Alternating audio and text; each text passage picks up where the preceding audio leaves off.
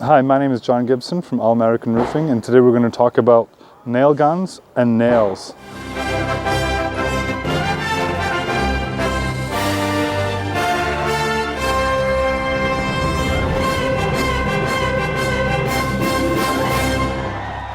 All right, so the basics of the gun is you got the nail area. So it's a quick release for the nail carrier. You pop the nails in. You run them in tight up here, and it's a one-piece carriage. It closes it all in one piece. The next important thing about the gun is you got the depth adjustment on the top nose, so that will adjust the depth of the nails going in. So in certain parts of the ridge, when you're putting the ridge shingles on, you want to pull back the depth so it doesn't drive it all the way down, because you want them up a little bit.